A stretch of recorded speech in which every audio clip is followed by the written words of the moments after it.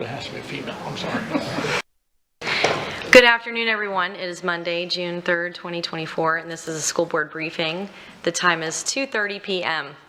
Sergeant at Arms, is the front lobby cleared? Yes. Thank you.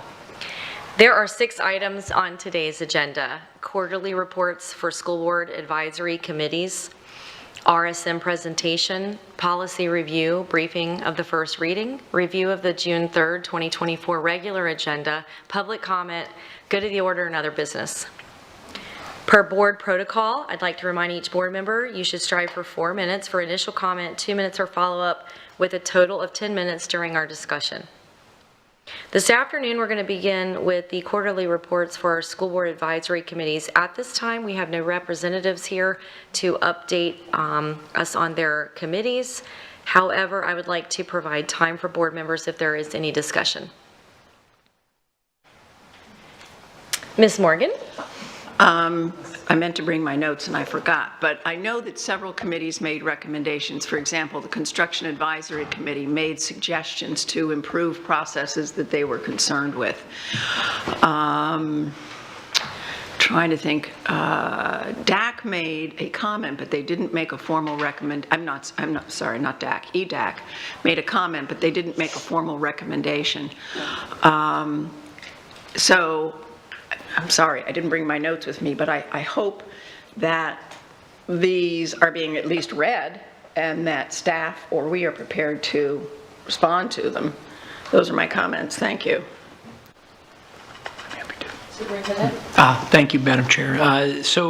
Just to board member Morgan's comments, we will absolutely be reading all of the final reports. If the board wants to give voice to, because again, these are recommendations to you all as a board. What we will do is read every single one of them. Any formal recommendations that are made to the board will have a, for lack of a better word, our administrative kind of analysis of that request. Usually those come up through our board liaisons anyway, our staff liaisons, but what we'll do is make sure we have that, and then we'll put together a report that we can then share with the board to stimulate any future board conversation as soon as we're completed with that, if that would help assist the board in having at least some reaction to all of the recommendations that were made. Would that work? Thank you. Ms. Jordan. Thank you. I just wanted to say, I know in regards to EDAC, any recommendations that came forward, I brought that for them prior to. So everything that's on here was something that had already been mentioned during my comments for EDAC in my report. Thank you, Ms. Jordan. Thank you, Ms. Morgan.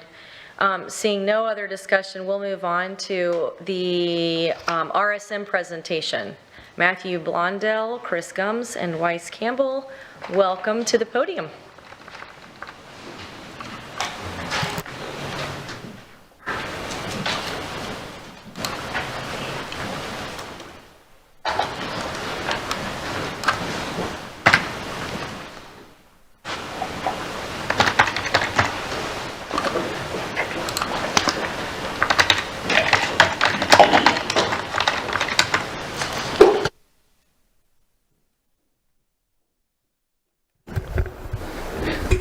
Good afternoon.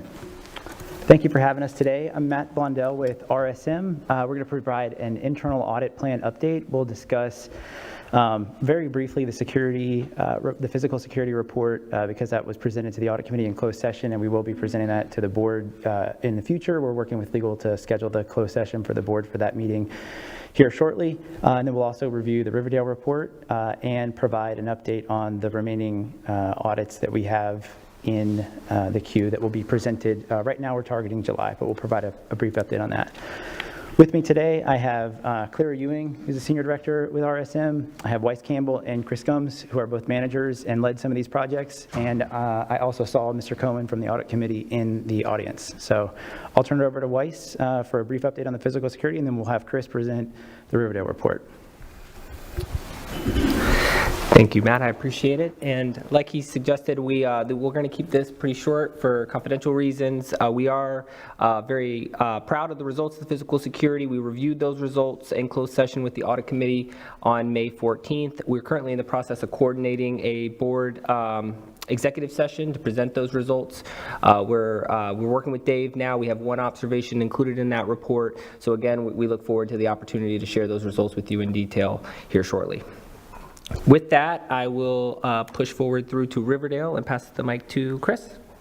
All right, good afternoon, everyone. My name is Chris Gums. I'm the RSM project manager for the Riverdale audit. Before we kind of dive into the report and the key takeaways, just a little bit of background on the audit itself.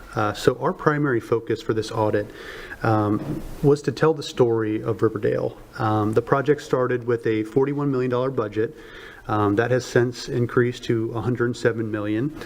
So the report really focuses on how did we get from point A to point B, essentially. This wasn't a forensic audit of cost or schedule. I want to kind of put that out there first. That really wasn't what we were asked to do. It was more about showing how the project progressed through the life cycle and highlighting some of the key decisions and milestones that occurred throughout the project, which is currently ongoing as of today. So the report is structured a little bit differently than our normal internal audit reports. This was more of an analysis rather than a traditional internal audit of controls and processes. So instead of observations, we have a results section, which is on page 7, which is where I'll focus my attention today. This includes our key takeaways and recommendations from our analysis, which you can see on the slide here. We have 5 key takeaways and 2 recommendations. And I'll provide just a quick overview of each, and then if you have any questions, feel free to jump in, or we can save them till the end. So first we have board communication. So we looked at every single board meeting between 2019 and 2024 to understand what was communicated to the board and when regarding scope and cost for the project of Riverdale. So based on our review of those meetings and some of the other transcripts, the half-cent, the ISOC committee, the construction advisory committee, we were trying to get an understanding of when things were communicated in terms of cost. So we found that essentially management was aware that the project was potentially going to cost around $100 million back in 2022. That wasn't formally communicated until essentially March of 2024 when Phase 2B was brought to the board for approval. So as we kind of highlight in the recommendation as well, there's an opportunity for the district to improve communication to the board and communicate potential cost increases earlier on in the process without slowing down that process. The second key takeaway relates to the initial budget of the project. As I kind of mentioned earlier, the initial budget, started at $41 million. It's now $107 million through the current fiscal year. So the purpose of this key takeaway is to highlight that the $41 million budget was based on the amount of funding available, not necessarily a detailed scope or 100% construction drawings. And until you're in the design phase and you have estimates from your architect, it's difficult to know with any sort of accuracy what a project is going to cost. Another component of this was the methodology for designing Riverdale. As we've talked about in audit committee meetings and some of our exit meetings throughout this process. From the start, if you go back through the board meetings, the director of operations at the time explicitly told the board that, hey, we're going to go through this process, do a full campus master plan, and see what the school really needs to extend the viable life. So we're not saying there's anything wrong with that per se, but from the start it was a fluid design process with input from the community and the school, and it kind of grew from there. Key takeaway number 3, project delivery method. Riverdale did not follow the standard 2-phase delivery approach. So back in 2018, 2019, some of you may remember, management came up with a standard 2-phase approach for delivering large construction projects and CMAR projects specifically. And they developed this based on lessons learned from previous projects. So the goal with that process is to have a strict phase 1 and phase 2. Phase 1 would be the design or pre-construction, where you'd spend 6 months to a year developing the design, and then management would bring a total project cost estimate to the board for approval, which would be based on the design and the GMP estimate. For Riverdale, Phase 2 was broken out into 2 separate phases, which essentially extended the subcontractor bidding periods another year. So Phase 2A was approved in March of 2023. Phase 2B was approved in March of 2024. And obviously, the district had to come back to the board for additional approval for that Phase 2B. So the key point, just to wrap this up here, is the departure from that standard 2-phase process, and this likely resulted in additional costs as well.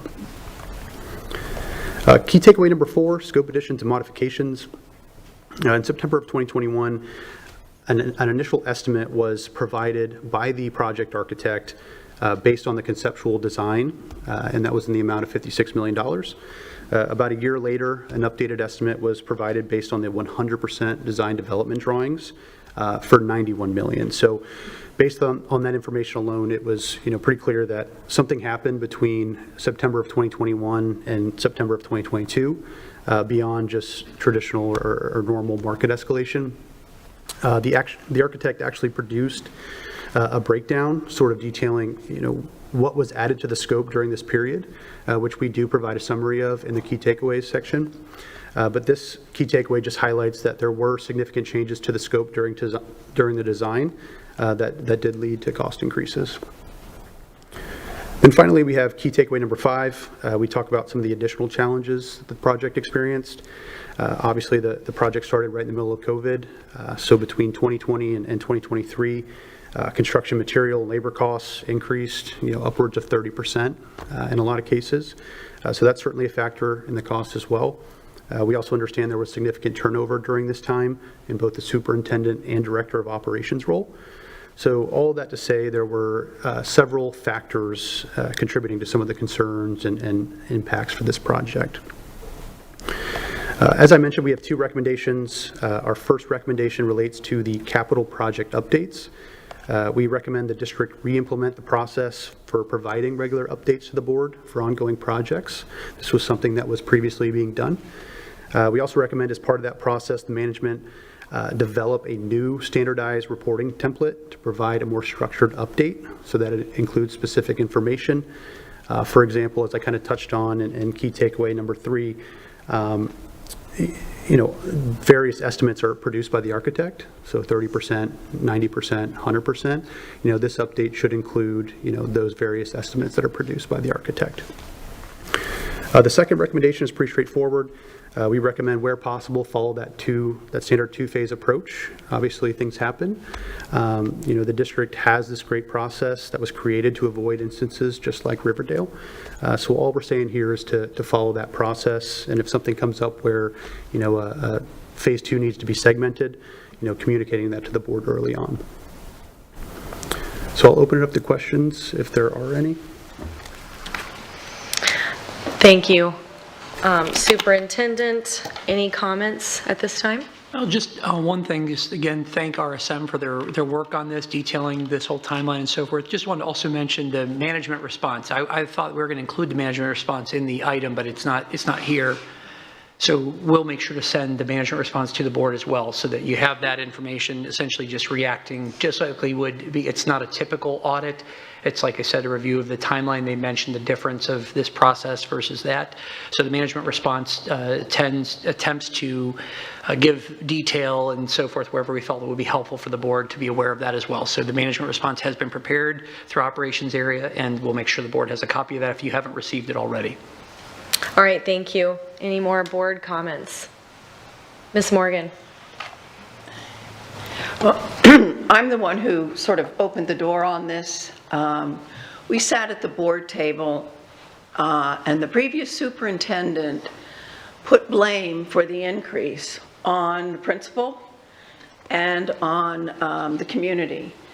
And to me, that was incomprehensible to me. And that's when I went back and did the run through of what happened when and whatever.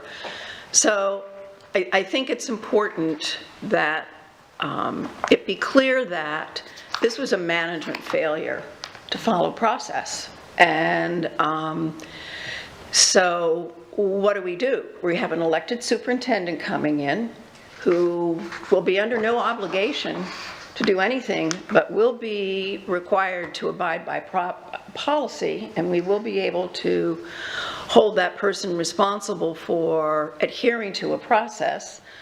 I think it's essential that the board revisit the policy for construction and that the board review the protocol that goes with the policy, period. I don't know how you prevent this from happening. I mean, the other big problem is staff turnover, and if you don't have policy and process that delineate very specifically who's responsible for what and when and to whom they report and how they report, etc., you have the kind of turnover we have. Nobody knows their job. They're making it up as they go, and that's essentially, to me, what has happened here. So we got a lot of work to do, and staff has a lot of work to do to address all of the concerns raised here. It's not just so simple as saying we dropped the ball. It is essential that we recognize and assume responsibility and make certain that we make it right going forward. Those are my comments. Thank you. Mr. Persons. I agree pretty much with Ms. Morgan's comments. First off, the other projects we have going on, I haven't seen any problem like this. This is like a one-off. A little worried about one coming up that's going to be done in 2 phases, but I think we're all very aware of that. And we'll want the total cost of both phases up front. But the communication also has to be with new board members, and maybe that's partly my fault. But when I saw the $100 million request for Riverdale, I just assumed it was always $100 million, and from the start, from phase 1, you know. So I didn't have the history until I went back. We mentioned it, and I went back in it, and so we had 3 new board members, and then we also will have at least 2 new board members coming up in the next election. So because of that, I think we need to make sure the process is followed, number one, and explain to the new board members a little bit better. I mean, so I just want to mention that I felt a little bit blindsided. That's why I was all for this requesting the audit, and I appreciate you bringing it up. Thank you. Ms. Giovanelli, then Ms. Jordan, then Mr. Fisher. Thank you. Thank you, Ms. Morgan. I was optimistic when you brought this forward because it was a big jump and we were like surprised, even existing board members. My notes that I had is, you know, and this is just back to the board, and I'm just going to reiterate what you just said, basically, you know, what guardrails are we going to put in place with an elected superintendent to stop overspending after board approval? Basically, you know, how are we going to hold an elected superintendent accountable, or how are we going to, you know, manage, make sure management is following the processes? And that's going to be up to us. And then policy is going to have to be really tight because we can't have this happen again. This is a question for the superintendent. How many seats are we actually adding at Riverdale? So I'll be happy to get the information of exactly the seats. This, just to qualify this particular work here at this, you know, I'm sorry, it's complicated, right, to say how do you get from where you were to where you are. But I would say that's one of the fundamental differences between like a new construction where you're doing it specifically to add seats, and that is like a new construction. We're going to build this school. We have this plan. We're going to buy this parcel of property. We're going to do this, as compared to major work on a campus, repurposing it and so forth. It's just an apples and oranges comparison when we're saying, you know, comparing, say, this to, say, like an Amana or so forth. You have literally, it was dirt and ground to brand new school with blueprints, building a school. When we're looking at a particular school such as this, and again, it goes all the way back to the master site plan, the concept of the master site plan. Again, I just want to credit RSM does an excellent job narrating out all the particulars of this, because it's very easy to simplify it and say, you know, someone screwed up, someone dropped the ball. Those are the words that I heard, I've copied down from board members. But the reality is it's much more nuanced than that.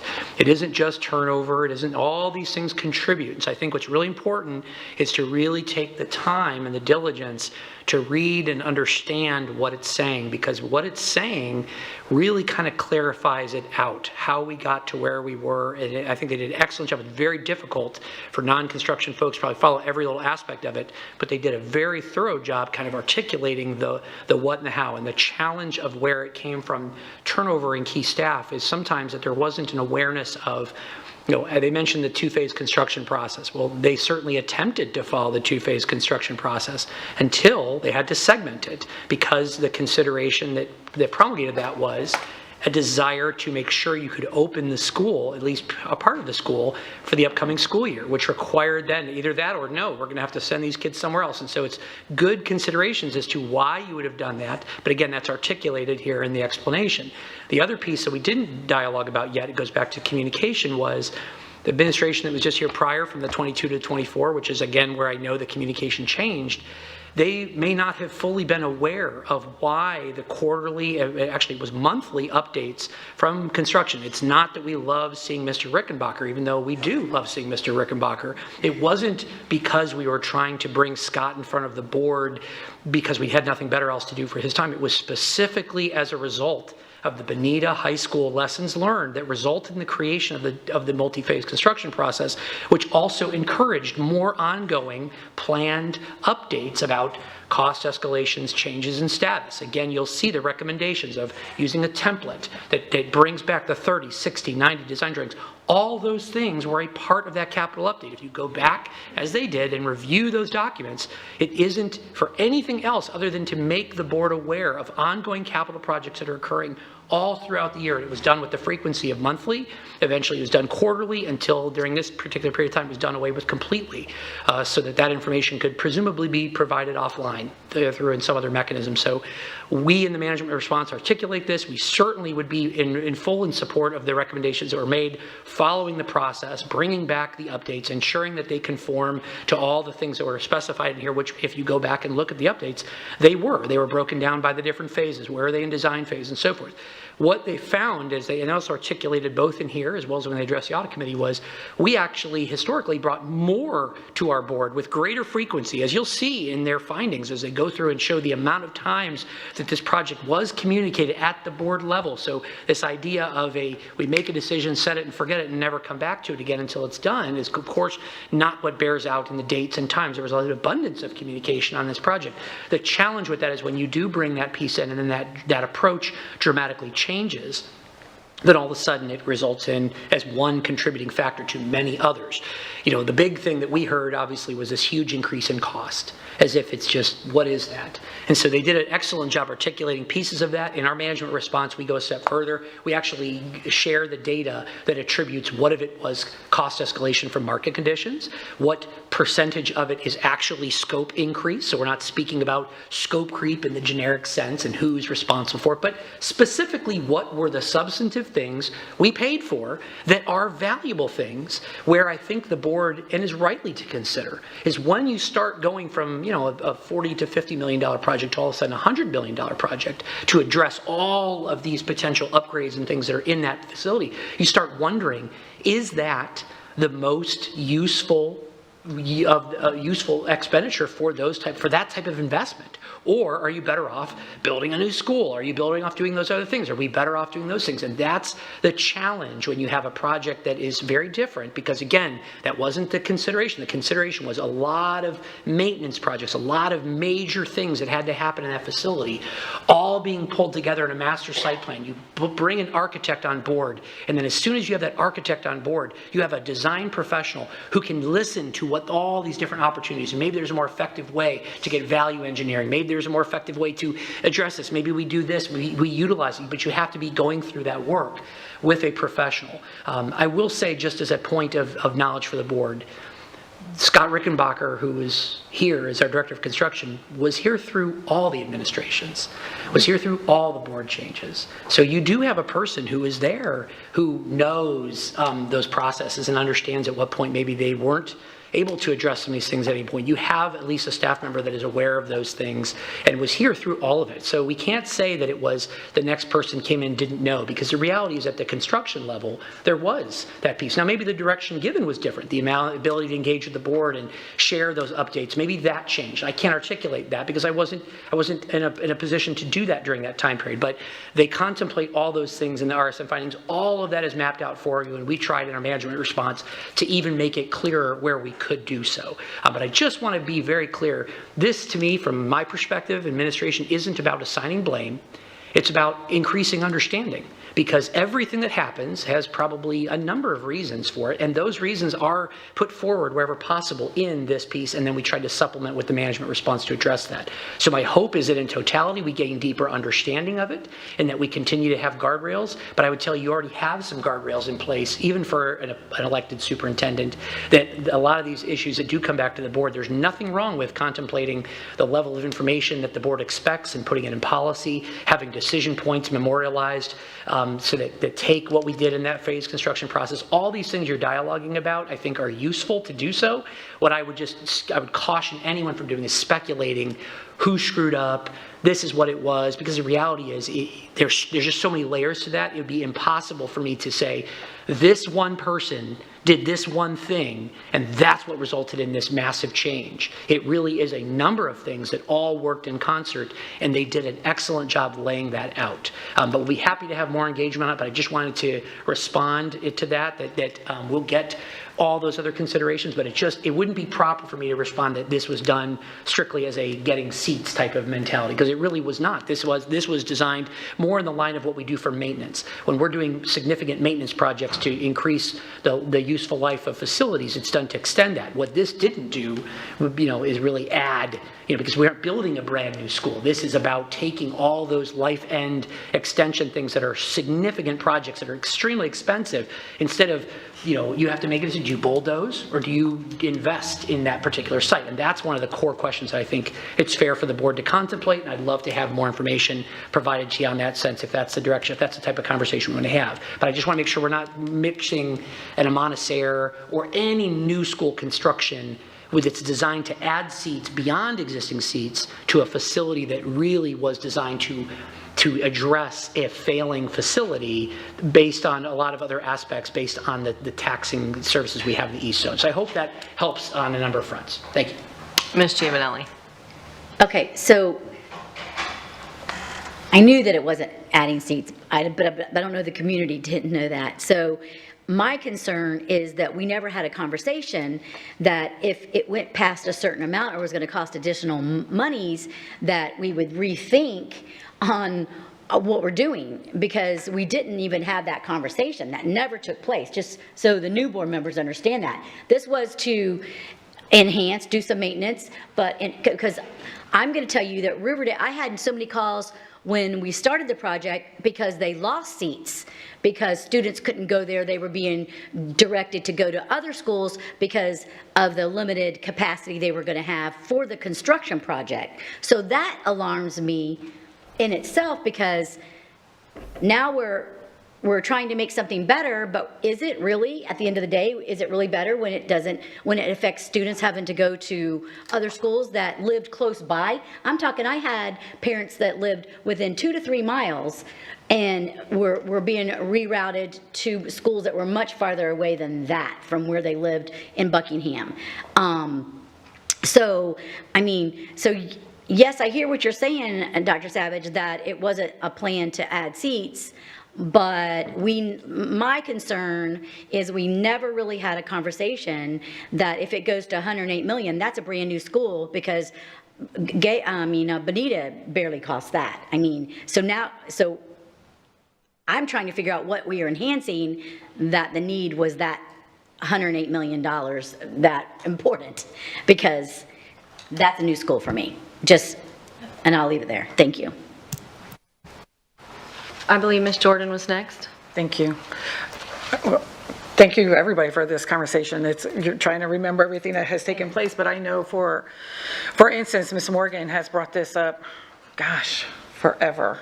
This has been an ongoing conversation about the cost, and to me, when I do see that about the turnover, I would hope that in any business that turnover does not affect the job in itself, because we should always, as Dr. Savage is saying, always have people who can continue that job, because that's kind of scary if we look at it in that respect of, if this person's gone, how do we continue on? So we need to make sure that to me is just, when I read that, it was like, that just doesn't make sense to me, because we need to make sure that we have people. The cost, we know, there was some cost there because of the COVID and the lack of supplies. I understand all of that, but even the architect and going through to making sure that everything is done and just following the rules. So I think that's the biggest thing right there, is making sure that if we have a policy set in place, no matter who it is, no matter who's sitting wherever, we need to make sure that that is what we're doing, and we continue to do that. The consistency is really important no matter what we do in our lives. So I think that that is something that we really need to make sure that that is taken care of. And just, I want to thank you for all the work that you put into this, very in-depth.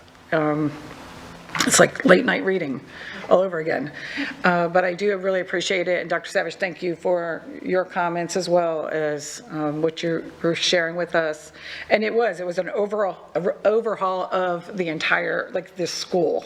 It wasn't to rebuild, but it was to overhaul something that was there, which, you know, we absolutely want to make sure that our children have the best facilities that they possibly can have, but we have to do it in a manner in which we can definitely afford to do that. But I just wanted to thank you all. Mr. Fisher? Thank you. Much of what I was going to ask, actually, Dr. Savage addressed, so I appreciate that. I agree. Making sure process and policy, I agree with you on that, Ms. Morgan. Also, Mr. Persons, the same thing with me. I thought this is always what it was, but come in, over the past year and a half, that has not been communicated to me. So as I said, very interesting looking through this and seeing a lot of the, like Dr. Savage, the nuances on this and kind of things how it went. And I kind of had the same question as Ms. Juvenelli, why from the start wasn't this just a new high school? But I mean, you can see kind of through this how things changed and how it went through. As I said, at the moment, that's all I have. I think Dr. Savage and everyone else pretty much addressed what I was going to say. Thank you. Ms. Morgan? I just wanted to add, in the context of that, it could have been another high school. That's an argument for creating a planning committee in association, either with finance or construction, because, it would have, I think this would have surfaced earlier if their community was engaged in this whole process and whatever. So just adding that. Thank you. Mr. Persons? Yeah, there actually were seats added, because we're getting rid of all the portables. No one mentioned that. And that's important. These are permanent seats versus broken down old portables. I mean, because being it's in my district, I got a lot of feedback on those portables, even when I was running. Being it's in my district, I looked into this very thoroughly. I'm on the audit committee, so I got this report a little bit earlier, but I also looked into some of the other scopes. I haven't read the management thing, but I can say that I don't see any fraud or any totally wasteful spending. It's just, it should have been known right at first. It's like if you had a wrecked car and they said, yeah, you need to replace the right fender, rather than total the car. And then after you replace the right fender, they say, oh, by the way, you need to do this and this and this and this. And all of a sudden, it's more expensive to fix that car than it is to build a new one. I don't know if that's the case here, because I think new construction on a high school right now is going to be 150 million up. So yeah, I see the up, maybe. And that's just the way it is. And if you knew that, and you're looking at 107 million to totally redo a school, and it's looking really nice, by the way, what they're doing. But it should have been all up front, and that's the bottom line. And with a superintendent coming in, it'll be up to us to simply say, is this price certain for the whole project? That's what I'm going to ask every time one of these are brought to me. And as long as it is, anything else, then we can hold them responsible. I mean, there's always going to be contingencies. I mean, we know that, but you don't have a contingency of $60 million on a $50 million project. So that's all I have to say. Great report. Ms. Giovanelli, and then I'll follow up. Madam Chair, may I speak as well, please? I'm so sorry, Ms. Patrica. I forgot you were on. My apologies. Ms. Giovanelli, would you mind if I, thank you. Ms. Patrica, go ahead. Thank you so much. I appreciate that. When I was reading the report, I was wondering where the management report was. So I'm really glad to hear that we will be receiving that. And I have only read the report once. I typically try to consume these things 2 or 3 times before we have a board discussion. I just didn't have time to read it more than once. That being said, Dr. Savage indicated that reading it does tell the story of how we got here. I don't agree with that entirely because I have read the report and I still don't really understand how we got here. Why did we not follow the 2-phase process? How did we get here again? When we don't follow our processes, we end up with things like Bonita Springs High School and now Riverdale High School. The one thing that I did read over and over and over again in the report, it was one sentence. It appeared several times in the report, but every time it appeared, I read it over and over again because it just didn't make sense to me. How, when, and by whom was the decision made to create a budget based on the amount of money available instead of the work to be done? I just don't understand that's so confusing to me given my understanding of how our staff functions with regard to construction projects. I just don't understand that sentence, and I don't understand how you go about doing a major project based on the money available. How do we even determine how much money is available? And we've had discussions recently about the fact that we have clear, massive capital deficits upcoming over the next several years. So as I was reading the report, I had questions that, from what I understand, the answers to which will appear in the management report, which was how much of this was scope increase? How much of this was market increases in labor and materials, et cetera? I'm anxious to see that data so that we can get a better sense for how we got here, I guess. And while I think blame is probably the wrong word to use, Dr. Savage indicated several times, we're not assigning blame here. I agree, but there does need to be some accountability. Mistakes were made. No one person did one thing, but lots of people did do lots of things. So we really need to, not for the purpose of laying blame, but for the purpose of figuring out what mistakes were made, who made those mistakes, how do we make sure those mistakes are not made again in the future?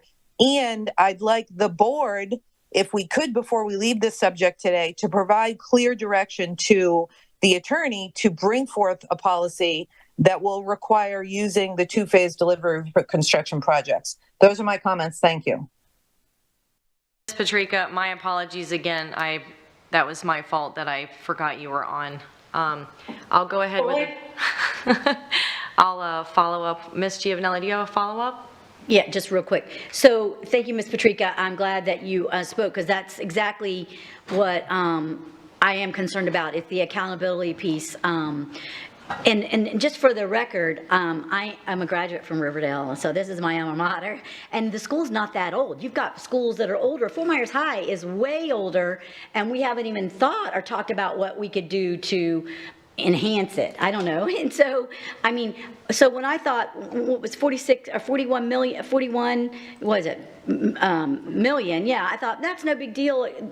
It probably could be enhanced and maintenance, and there's some things that could be done to Riverdale, but nowhere did I think that it was 108 million. So, I mean, I think that if the conversation had continued at the board level, maybe we would have been able to have a better understanding of what happened, but we really still don't, other than thank you, because what you did was really help us delve into it more, because we do have to have a conversation that policy needs to really, how are we going to hold anyone accountable when it goes awry, and is more than we initially thought. I mean, that's basically the bottom line. That's what happened.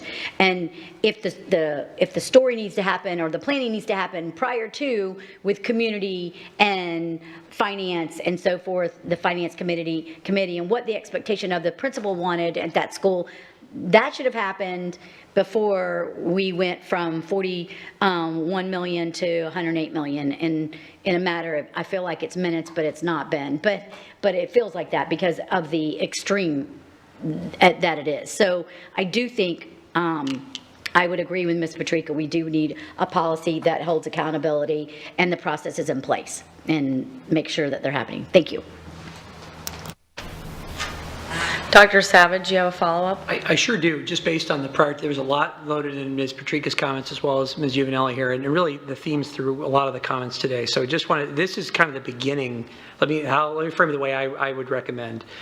This is a starting point. You have a timeline, you have some costs, you have some storytelling, you have some understanding of what did an objective party who came and looked at everything, reviewed all the meeting content, gave us a starting point. I don't expect, even after one read, I don't expect any board member to feel confident that they know exactly what happened and when and by whom and all those things. And I also don't want to say that accountability should not occur. Accountability absolutely must occur. I think with the transparency of what we have in front of us, the first thing I would encourage before we jump right to accountability is proper understanding of everything you have in front of you. So this is a starting point. To me, what I would want to do, rather than jump to, we paid all this for nothing, because I was in the audit committee, for those who had a chance to hear any of that, I think you had a lot of folks reacting kind of emotionally and viscerally to what they saw, and some of what was being stated wasn't even factually at all resembling what was being presented in the content. And so just giving ample time for people to review it is, I think, essential, and then having the opportunity to engage with our staff, because as I mentioned before, Mr. Rickenbacker was here through the entire time. So there's an awareness. So his project management staff was here through the entire time. The principal who was at school was here through the entire time. So while there has been turnover of some, we still have a number of folks here who maybe, and just to draw one quick parallel to this, when we're talking about extending the useful life of our facilities from a maintenance standpoint, major projects, they're very expensive, not just the new school builds that we do, but all the major work that when you have to go in and redo major facility components. They're hugely expensive and they're disruptive. In some cases, if you're trying to redo the plumbing in a school, you're talking a major thing. So when you start to take a lot of major facility components and try to roll them under a facility site plan like this and try to pull a lot of these things together to do it more efficiently and to really leverage the creativity of an architect to, God bless you, in this process, the whole idea is to better understand it. It isn't a close approximation to say, just because one of Ms. Patrica's questions, and I think it's a valid question, how do you start from 40 million? And Ms. Giovanelli said the same thing, 40 million, how do you get from here to here? Well, the reality from a budgeting standpoint was, and it was outlined, as you see back in the piece, a master site plan is a fundamentally different venture than we're going to go buy this property and build a school. They're just fundamentally different things. A master site plan, what that really means is we're going to really take the time to dig into this facility, to really analyze the needs. We're going to talk to a lot of people. We're going to have an architect here listening. We're going to have a comprehensive project team that really is made up of multiple vantage points. At the end of the day, when you hear the issue of a principal, well, what's a principal going to do? They're going to advocate for what they think is best for their school. They understand operationally what it's like to run that school. So we want principals to advocate. And what we paid for, it's listed here. You're going to see all the things that we did. Yes, maybe that wasn't part of the original plan, maybe when they set out, and that's part of what was also supposed to come from the master site plan design was they bring back operationally some options and they say, here's what we're hearing, here's what the design team is saying. We could do this and it would give us this, but it's going to cost this. Or we could do this, it's going to be a little different than that, but it's going to cost less or more. What I would imagine the board was you all probably would have liked to have been a part of that conversation, maybe reacting to the functional needs. And again, that goes back to something to this nature when it started was designed with that in mind. It wasn't a simple, we're just going to do X, Y, Z at that school and we're going to go. No, that's why the process took longer, to get that understanding. So again, I would love to spend the time at a workshop to bring us down to the pit, get the construction staff that was there through all of it, get any of the leadership staff that's there, and do a level best to answer every question, to take you through this piece by piece by piece of what RSM has compiled, provide any additional documentation that we think would give voice to it. That's why we provided a management response. Is, to me, that was a great way to share, is it scope? Is it market escalation? All those things. So that data we have additional to this, as well as just the change in communication of how you were engaged with that information. All those pieces are important dimensions that I want you to fully understand. I don't want you just to trust that it will get fixed. I love the idea of the policy development. I just want to make sure we can learn from what this is. What can we actually learn from this, and then put those policy guardrails in that really align with the whole group in totality's understanding what we're really dealing with. And that means I got to bring the people who are true experts, who can help answer any question you have about anything that was done with you, with this data in front of you that you can react to. So to me, this is the beginning of that opportunity for you all. That's what I would recommend, is that I schedule and give us a good at least hour to really dig in and have access to the staff members we could bring to the, not here, but maybe down in the pit, something where you could really, really dig into it with this information along with any additional artifacts, so that you could then go into your policy development really feeling informed and feeling like you really understand, because this was following the two-phase process. It was, until it was segmented.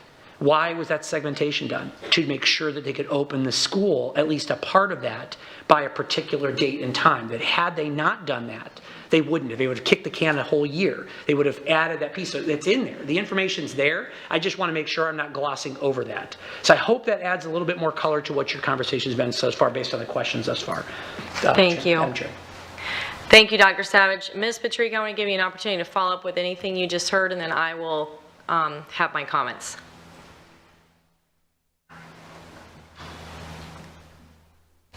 I'm here, sorry, I couldn't get my phone to unmute. No, I'm good. I don't have any follow-up at this time. Thank you so much for the opportunity, though. Okay, thank you. I'll go ahead and wrap up. First of all, thank you so much to your team for kind of going through this with a fine-tooth comb, and for communicating, which leads me into my paper looks like a brain cloud right now with all the conversations. So I won't reiterate too much from what my colleagues said. I think communication equals transparency, and transparency is key. That's how we stay out of messes like this, if you will, for lack of better words. I had multiple conversations with our former superintendent about our P3 process, our construction process, how we got to certain things, and I wasn't afraid to ask those questions at all in a one-on-one. I was a new board member just trying to understand where we got from point A to point B, and having that open dialogue I think is incredibly important. I've been concerned about our P3 process since the beginning. I think it's also a great point or a great time to, not today, but to really start thinking about discussing how do we go about our bidding process? Is it fair? Are we going through it with fidelity and consistency in every single project? You know, I heard so many stories through the campaign trail you had mentioned, not necessarily about Riverdale, but how we go about our construction process, and the way we go through our bidding, and it was concerning as someone running for this office. And I think those are conversations that need to be had out in the open, because I mean, I guess some of it's my tax dollars because I pay my taxes, but these are their tax dollars. So it's incredibly important that we're very clear with what we're doing with that. I think that it's a great idea. I can't remember who said, I think Ms. Patrica mentioned something about how there wasn't one necessarily person to blame. There were lots of people involved, and when I'm captain of my softball team and we take a loss, we're all to blame. So everyone on that team played a part in either the win or the loss. So while there might not be one, that we have to make sure that every position is doing their job. I think it's a great idea, Dr. Savage, to have an open conversation as a workshop. I think that would be a meeting that would be incredibly constructive. And somebody mentioned something about, I think Ms. Patrica maybe even was the one who said something about really going through our policy and making sure it is. There are a couple policies I've been having a conversation about, and they've got to be consistent, job to job, school to school, zone to zone. One thing happens over here, if it happens over here, it's got to happen over here as well. Because that's how we provide the best opportunities for our students. And I think if we continue to keep the student in the forefront, then we're going to continue to make the right decisions. And that's how I'm going to end on the good note, because I've been out at Riverdale and the construction is booming. A little worried about parking right now because there's not very many places to park, but that facility is going to be an amazing facility. I think it's going to be great for our community. I'm excited for those students. I talked to a bunch of seniors that were graduating that were a little sad they weren't going to be able to take an opportunity that those students are going to have. But you know what, one day they're going to be able to say they're alumni, and when they have their 10-year reunion or whatever it is, Miss Giovanelli, that's coming up for you in your reunion, you'll be able to say, I went to this amazing school. So I will end that on a positive note. Thank you again to your team. Thank you for all that you're doing here, walking us through this, and any conversation I've had with you all, you have been incredibly helpful to a newer board member, so I want to thank you, and please let the rest of your team know that as well. Any other questions or comments? Dr. Savage, I think it's fair to say that the board would be happy to set up a workshop with what you were explaining before. Thank you, Yeah, that direction. Thank you, Okay. I'll take care of that. All right, thank you. And thank you. Have a great afternoon. Thank you. Yes, you have a follow-up. Can I interrupt? Yes. And ask whether we have agreed to provide clear direction to the attorney to bring forth a policy? Nods about this. Miss Attorney DePay Bruno, and then I know RSM would like a follow-up statement. Okay. So board, what I would recommend is let's review the policies that we have. I'd like to do that in one-on-ones and get some thoughts. And from there, we can craft whatever is needed or revise whatever we need to revise. Okay, thank you. Yes. Thank you. We just wanted to close with the remainder of our internal audit plan, just to give you an idea of what's upcoming. So we have completed these 2 audits with 5 remaining. So that includes your employee timekeeping, asset management, fleet maintenance, our follow-up testing, which as a reminder is where we go back and we evaluate the actions taken by management to remediate findings issued in prior reports.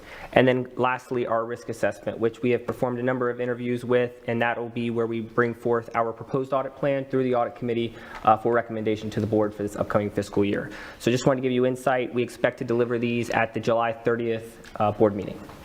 Okay, thank you. Next time you'll know when you ask us if we have comments or questions that we're going to take that long. Thank you so much. Have a great afternoon. Thank you for your time. Next up on our agenda is the policy review with Attorney DePay Bruno. Oh, yes, Ms. Giovanelli. I would just like a copy of this PowerPoint, because I don't think we had this. This was, so I like the timeline and stuff like that in there. So if there's any way we could get a copy of this. Thank you. Absolutely. We'll give Attorney DePay Bruno a few minutes to walk over.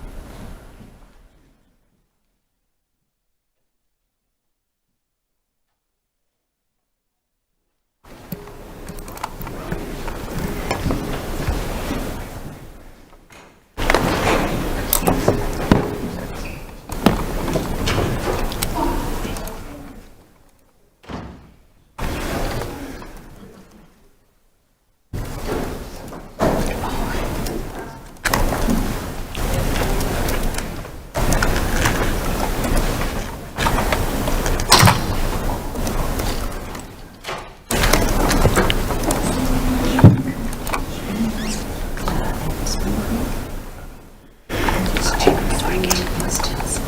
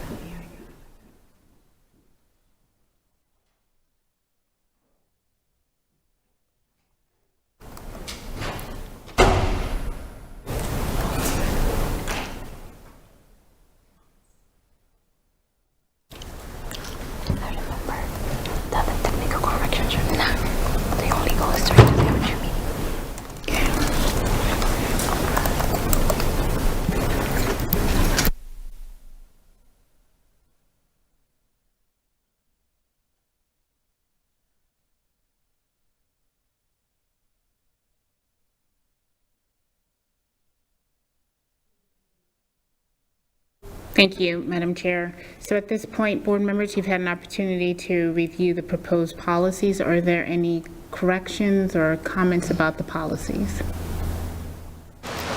Board members, do you have any comments? Mr. Persons? I just had one on the curriculum development. It looks like we're adding all the charter schools to that. Is that by state statute, or it's the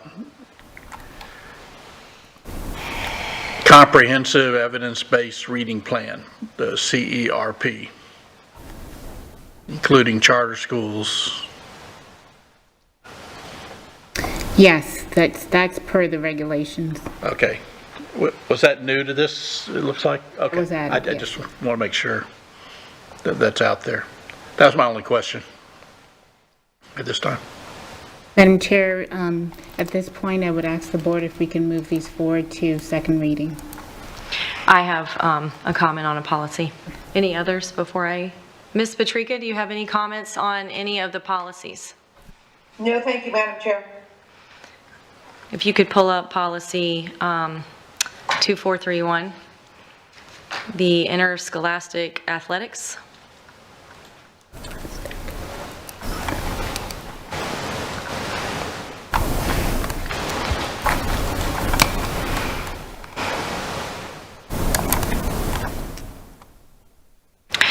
So first and foremost, I think it's a great idea. I'm not sure if this was a state statute or not. Physicals must be dated June 1st or later. Having students obtaining an athletic physical before participating in sports is a much easier procedure for parents and families, because sometimes these athletics physicals expire on, say, a Saturday, and a student wants to go out for football on a Monday and can't. So I think that this is just, that happens more times than you would know, actually. But the reason I am asking us to address this policy is because there are many changes happening in athletics at the middle school, but most definitely high school. The climate of our high school athletics is changing significantly. Students are transferring left and right. And I don't want to talk too much in depth. This is probably a great conversation so to have one-on-one, but something that I wanted to have an open discussion with my colleagues on the board is, I think we need to be several steps ahead of this, because I do believe that the climate in college sports with NIL money coming down is a potential that could hit the surface of high school athletics, and I think it will definitely change the trajectory of students coming in and out of the district, students coming in and out of private versus public school. I think these are conversations that we need to have with not just one another, but with our attorney, with our superintendent, with the head of our athletic department, because this is something that's going to need to be addressed. We have incredibly talented men and women in our county. I know it's already happened a couple of times throughout this school year with multiple schools in our district, and I think it's something that we need to make sure our policy is tight and that it's consistent, done with fidelity, so that no matter what high school, no matter what sport, we're doing what's best for those kids. I never want a student to be, we want to always come up with a solution to allow students, even if it's not athletics, even if it's in the arts, when they have a passion about something, I always want to make sure that we're coming up with solutions on how those students can participate in that extracurricular of whatever that is. And because of the changes coming through FHSAA in the next couple of months or even year or two, I just think that I think it's something that we need to address and have and sort of, pardon my pun, but we need to have a playbook for this. And I just wanted to put that out there. So, anything else? Board comments? Yes, Ms. Jordan? Thank you for bringing that up, and I do agree with you, and I like the fact that we will have conversation versus the one-on-ones, because I believe that we have to have conversations. So thank you for that. You're welcome. Ms. Giovanelli, do you have a follow-up? Yes, we had an email from a constituent ask a bunch of questions about this, and if you could respond. Some of it was even about the Guardian program and so forth, which has nothing to do with these policies, but I don't think they have a very good understanding of what this board's decision on the Guardian program. And so if somebody, I don't think that it should come from us at this point. I think it should come from the board attorney or maybe the superintendent, in my opinion. I mean, I think we would all kind of say something a little bit different or focus on something, and I think just answering the specific questions and concerns would be better from you. So, if anybody else would like to weigh in. If I may, Madam Chair? Yes. Through the Chair. The email was responded to, but just to make sure that everybody is aware, the way that our policy book is laid out, it's by chapters. So Chapter 1000 is for administrators, Chapter 3000 is for instructional staff, Chapter 4000 is for support staff, and Chapter 5000 is for students. So you may have multiple policies, but they are addressing a particular category of individuals or a particular topic. In addition, some of the things that were pointed out in the email, in my review of the policies, those items are actually in the policy. There was a, specifically with regard to the anti-harassment policies, there was a concern that 5517.01 and 1362 did not address social exclusion or private bullying, but that is in the policy. So I don't know, maybe because it was not highlighted, because I believe it was already in some of these policies, it did not need to be redlined or highlighted. And there was also another concern about the Hope Scholarship, which is a whole nother different topic, falls under another law. When you're doing rulemaking, you need to be very careful that it is limited to one subject per policy. That is why it is not included in this particular anti-harassment policy or 5517.01. However, we do have a policy that is specifically addressing the Hope Scholarship, and that is policy 2371. With regards to the Guardian program and those suggestions, that's something for the board to digest, and if there's any guidance or direction on that, the board can provide it. Ms. Giovanelli. So thank you so much for that. Is there any way that you could just forward us how you responded to the constituent? Because that would probably, if we'd have known that, I probably wouldn't have said anything. But no, knowing that, but no, thank you for that. I mean, truthfully, I think it's a good conversation. But I just want to make sure that people know that we're aware of their questions, and I read that there was not a good understanding a little bit there. So thank you. Before we move on to the agenda review, I want to check in one more time with Ms. Patrica. I'm good. Thank you so much, Madam Chair.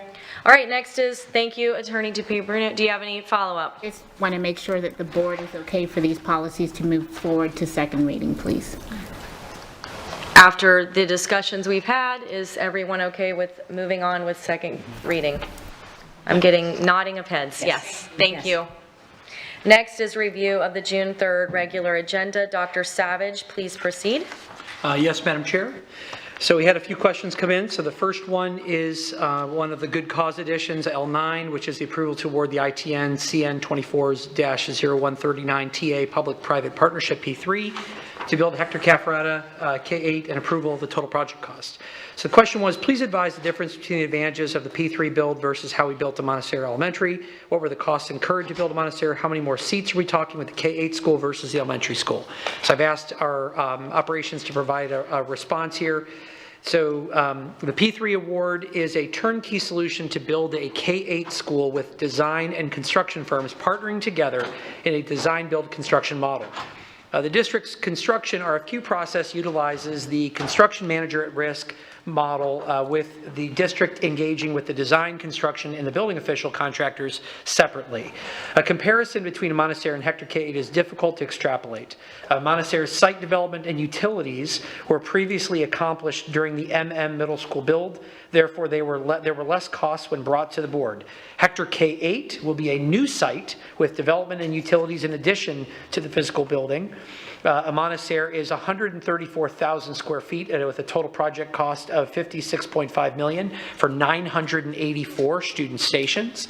Hector K8 is 236,000 square feet with a total project cost of $125 million for 1,634 student stations.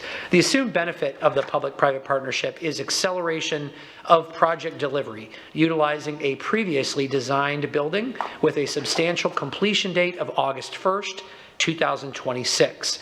A Montessori total project cost per square foot is $421.64.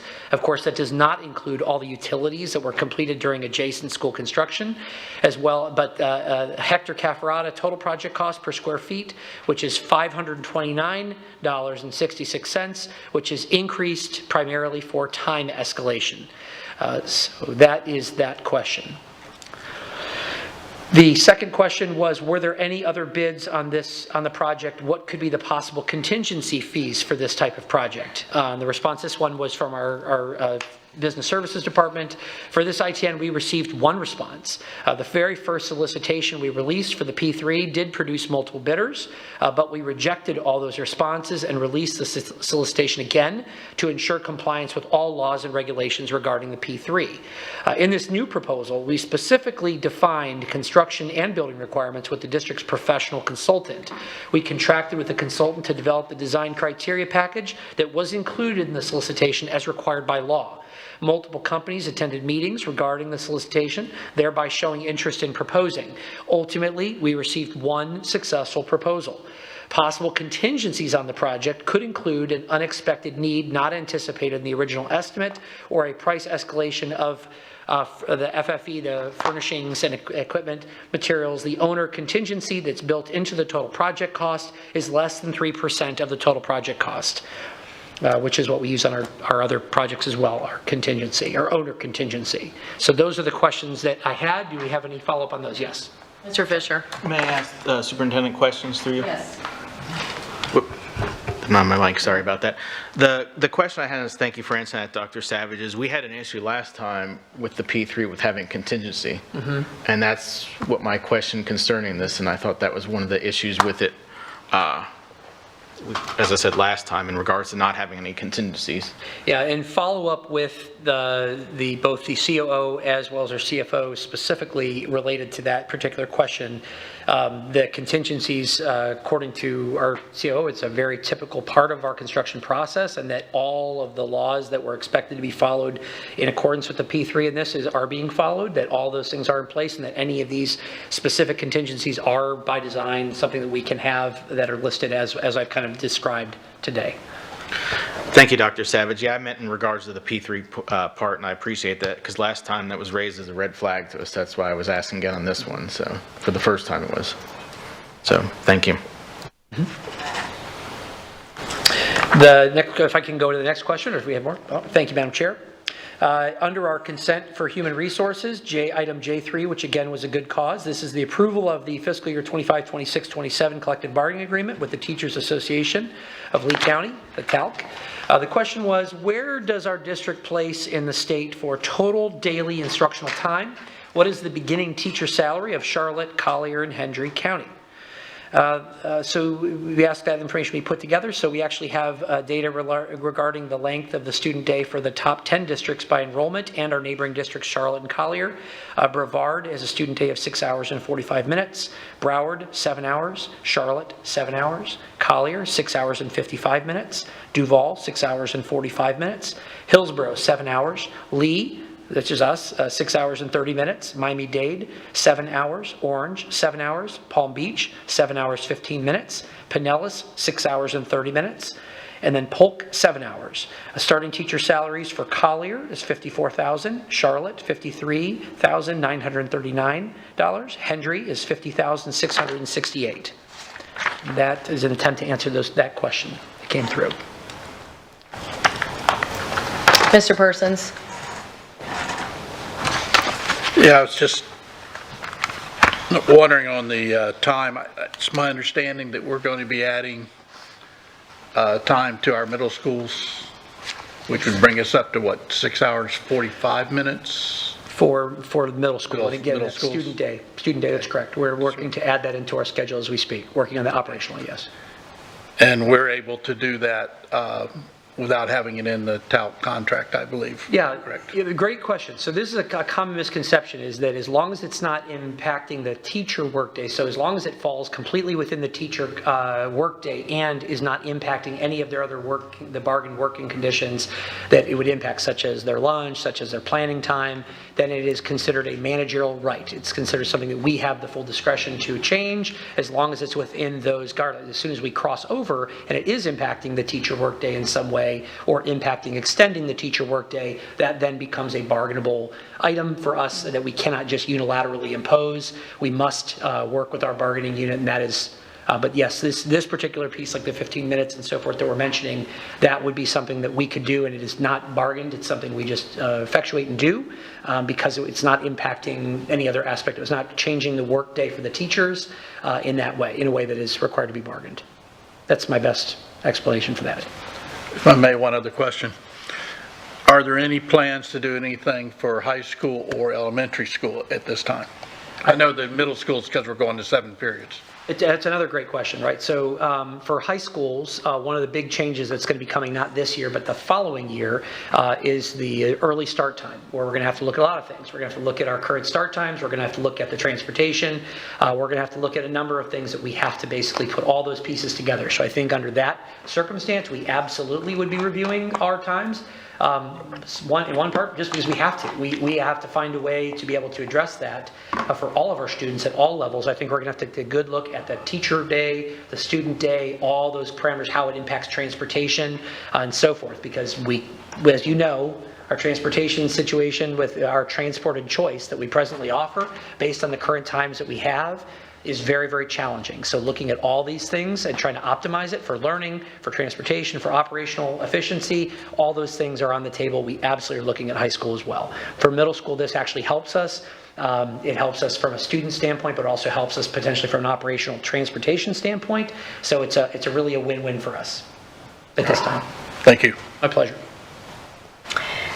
Thank you. Seeing no other comments, next is public comment. Attorney DePay Bruno, please address public comment. Thank you, Madam Chair. No one has signed up for public comment. Okay, thank you. We will now move to good of the order. Board members, do you have any comments? We will start with Ms. Morgan. Okay.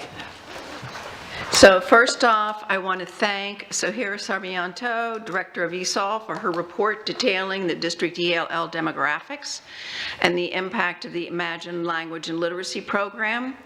As the population continues to grow, the importance of high-quality department leadership cannot be overstated, and she has certainly brought that to us. Their 23-24 goals were 60 minutes per week of usage. The actual was 58.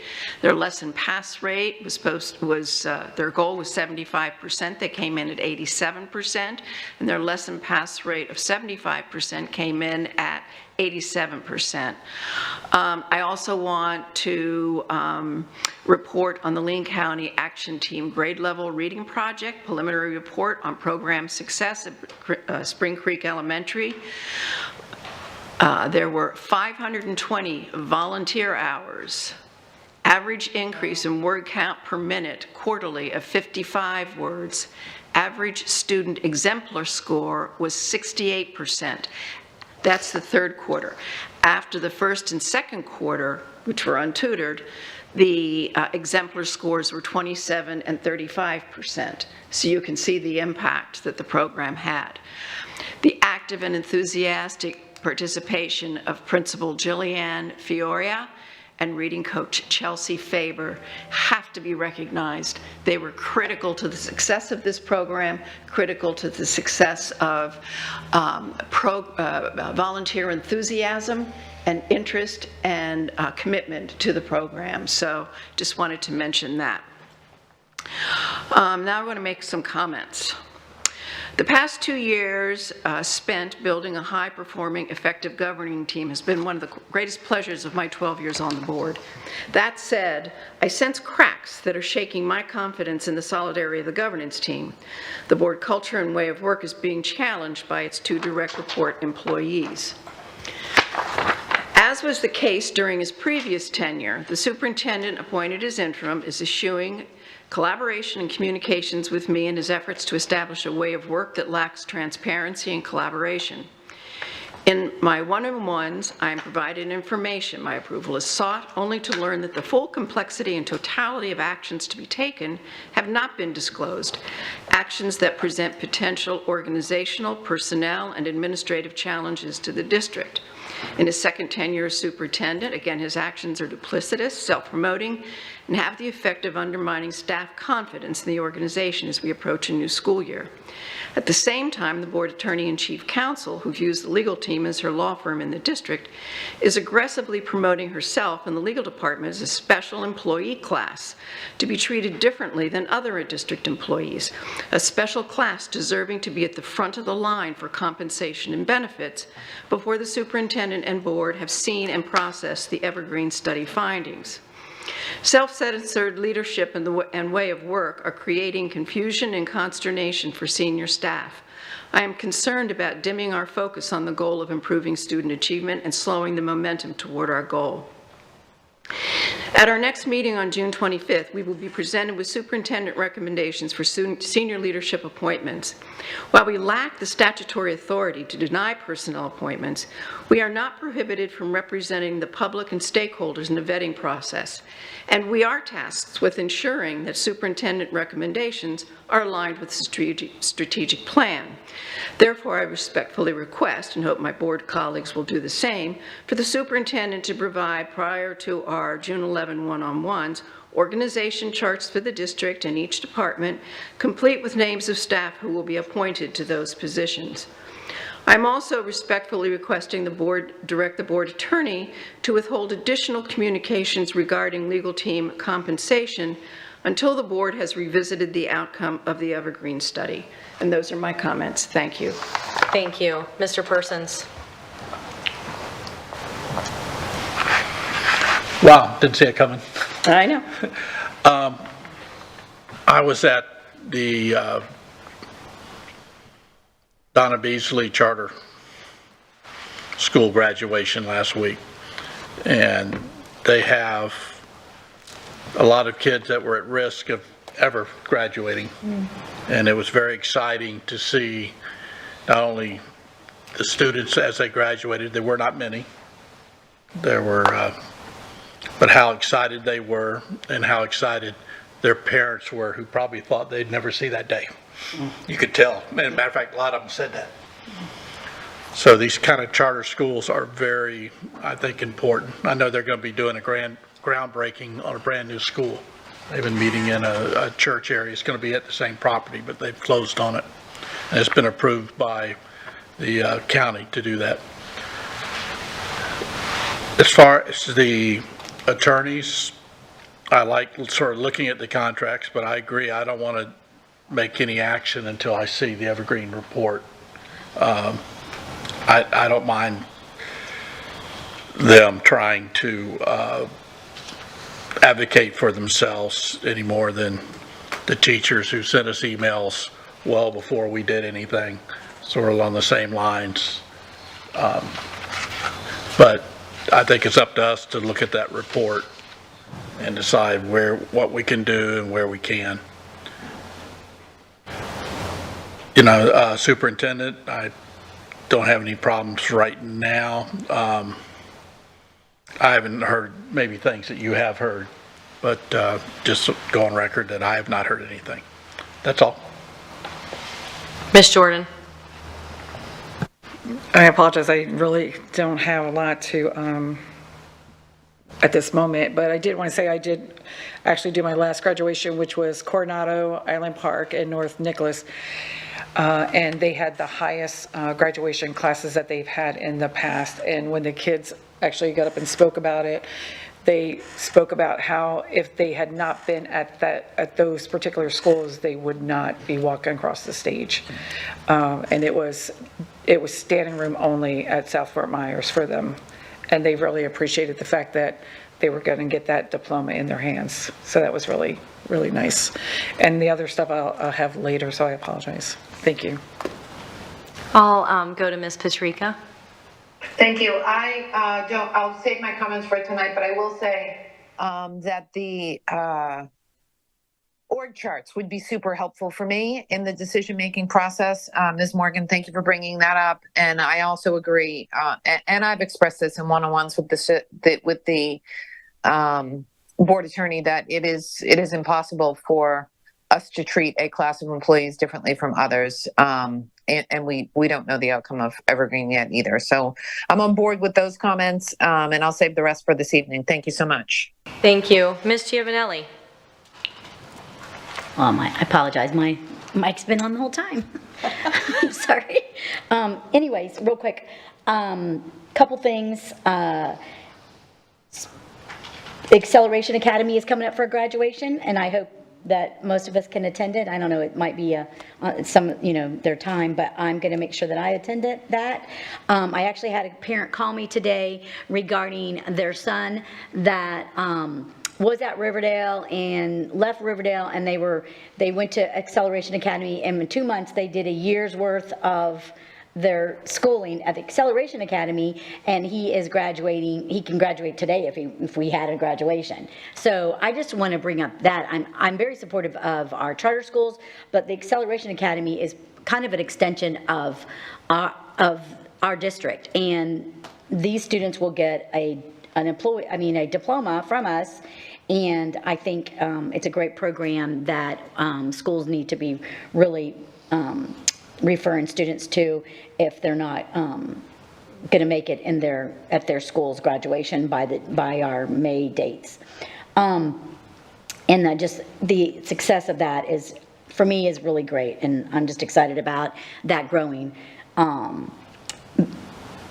want to remind this board, because not all the board members are aware, but we had a prior attorney employee advocate for herself several years ago through board individuals, and that did happen. So I don't know how different it is for the department to advocate for them as a whole. So but I do want to I look forward to the Evergreen report to have a better understanding myself. So I think we're all aware of that. Regarding the org chart, I think that at this point in time, some of that information is probably very confidential. And like I've told the superintendent, if there's something I don't need to know it right now, I'll wait till it's coming up for a board vote. So I would be okay with that as well, because at the end of the day, it's not up to me to decide who's on what seat of the bus. I can point out when someone might not be on the right seat, but that doesn't still have me any authority to change that seat at all. That still is up to the superintendent, elected or appointed. And that's really all I have for the moment. But, I do want to bring up for DAC, there was a conversation about DAC, or about the 2026 time change and the impact on transportation when Mr. Lloyd was giving his transportation overview to DAC. And so that was a concern that many parents had, as well as staff that's on that the DAC board. And so I know that's a conversation that I think that I look forward to hearing how that's going to be implemented and how that will be played out, because everybody's concerned about that. We keep talking about it, but we don't know, you know, we have an idea, but we don't know how it's really going to play out in the end. So I just want to kind of bring that back around for a conversation. Maybe the board or the superintendent can direct staff to help us. Because I think that having that conversation now and being proactive than reactive is going to be huge in this whole process of the time change. Thank you. Mr. Fisher? Thank you, Chair. I'm going to leave most of my comments for tonight. In regards to one of our employees advocating for themselves, I have no issue with that, as well as just like Mr. Person said, anyone else that's contacting us as well. Happy to, have further discussion on that.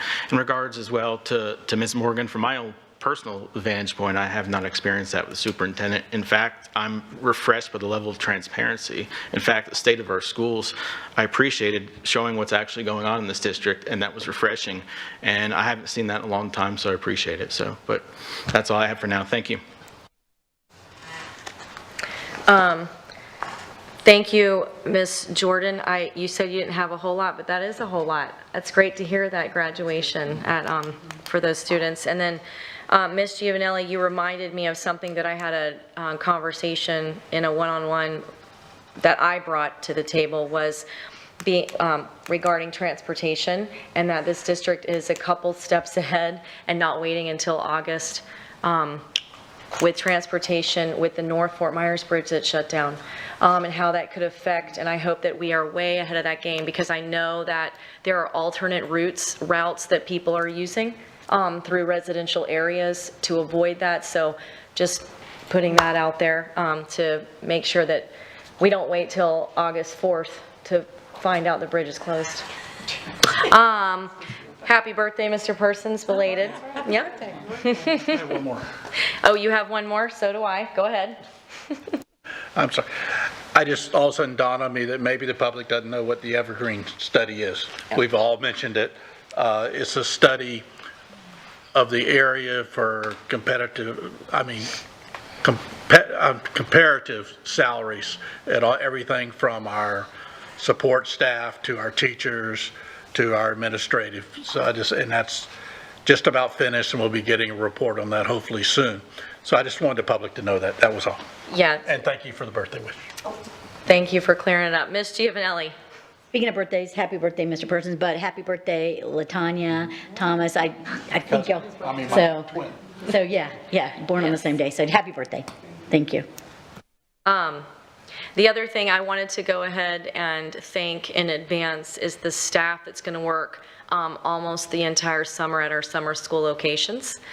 Thank you for the time you're going to spend with those students, and as a teacher who taught summer school, that those few weeks can be so crucial walking into August and setting up students for success that may or may not have felt that way in May when they left us. So thank you in advance. Let's see, Attorney Dupay-Bruno, do you have anything? The only thing I would add, Board, is that the results for the Evergreen study as it relates to the attorneys has been provided to you in the email that was sent with all of the additional information. And I just want to make sure that it's clear the attorneys have an opportunity to ask the board for things.